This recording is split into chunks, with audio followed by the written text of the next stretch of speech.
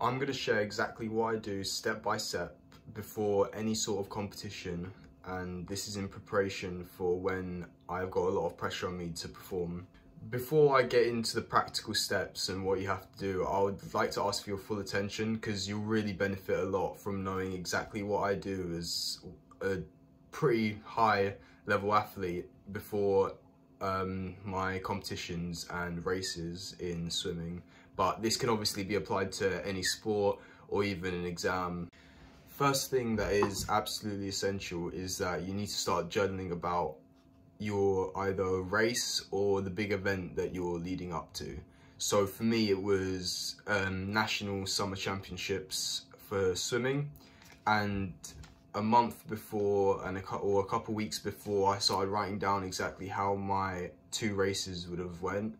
So I've got 2 examples here of my 200 fly and 100 backstroke, and exactly everything I was writing down to make sure that I got the race perfect. And so I already mentally rehearsed this race before actually going into it. This really boosts your confidence, and it's something you definitely have to do if you want to make sure that you get spot on your targets. This was my initial deep dive into my main race, 200 fly, and I ended up coming 5th in the UK at the National Championships. And you can pause the video and have a read of it just to know how specific I really went into the race. I didn't leave out any part of it, and that is just the start of it. I did go into every single part of the race. So it was from the dive to the very touch at the end, in which I was saying how far I'd be stretched out to make sure I get the fastest time. And this is the exact same thing I did with my 100 backstroke. Note that after every 50, which is like, if you don't know, the pool is 50 meters normally in a professionals like summer championship. So after every single 50, I put down the split that I want to hit. And in my actual race, I ended up going out a bit quicker, but coming back a bit slower. So now I know what I need to work on. And the final bit. And I set myself a pretty hard target, just so that even if I came a bit short, which I did, I ended up getting 2:11. I was still proud of myself because my PB before was 2:15. But obviously the whole taper comes in, and that's more from a sport perspective. But even if you're doing this, let's say for an upcoming exam or anything else really, if you say your target is like nearly impossibly high, it will be a lot more realistic for you to get something that you're happy with. You'll probably get something not too far off this semi-unrealistic target, and then you'll look back at the time and you'll actually be really happy with it. And I did this exact same thing. I've got another example here with a shorter event for 100 backstroke. Notice it's half the distance, yet I still do a huge amount of work. And I did actually end up going 59, not 0.00, but I think it was 0.8 or something. So that wasn't bad at all. And yeah, you can pause it. It's exactly the same as before, going into a lot of depth, and that's what I'd recommend doing about 3 weeks out of your event. That's a minimum. Probably a month would be a bit more comfortable. Next thing that we need to go on to is your mindset, and that's really essential. One thing I want to mention is that you should not be overthinking this too much. You shouldn't be too often reading over your notes until the night before the event, or even in the morning of the event. You should read over again and refresh your mind. But I'm just saying, like, I'll read this once every couple days just to get it back in your head, but don't stress about it, because that'll just cause excess nerves and it won't be good. You end up being scared, and that's something you really don't want before an event.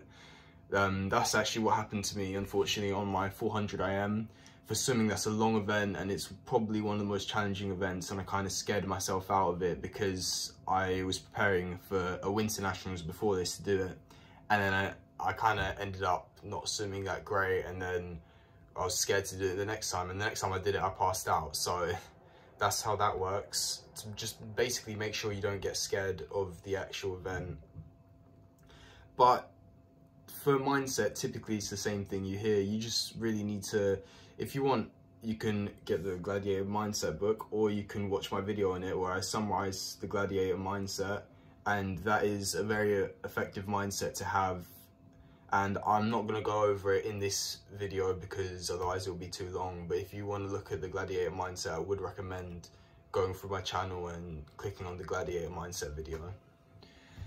Third thing that is important to me, at least, and I know to a lot of other athletes like Adam Peaty, is the music that you listen to.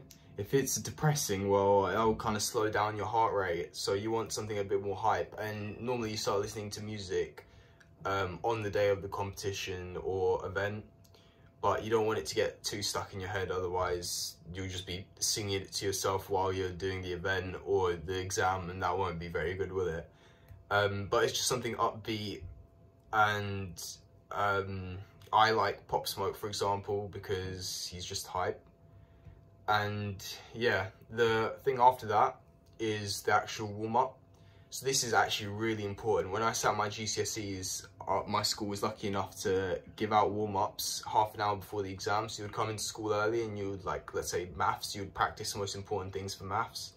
And this is important in an event as well, because let's say, for example, my swimming, I need to have a good warm-up. I normally aim for around 1.5k warm-up, just under 2k, and that's a mixture of sprints, but mainly easy work and technique work. You want to make sure you feel loose, for example, in swimming, and that everything's coordinated. You need to practice dives, of course, so just practice the main things of the event that you're going to come up in the warm-up, but don't burn yourself out. You don't want to be sitting there before an exam doing 2 hours worth of maths in the morning, because you would rather have a better sleep. Same thing in any sport.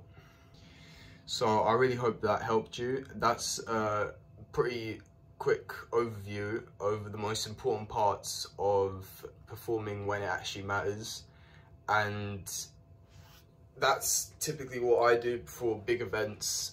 And I really do believe that you need to be doing this if you want to reach your potential, because I would not let people have this sort of advantage over me, especially in a sport where mental rehearsal is everything. If you get it right in your head, you'll most likely get it right in the pool. Same thing with an exam. This really does matter if you want to achieve higher grades, or even at a job.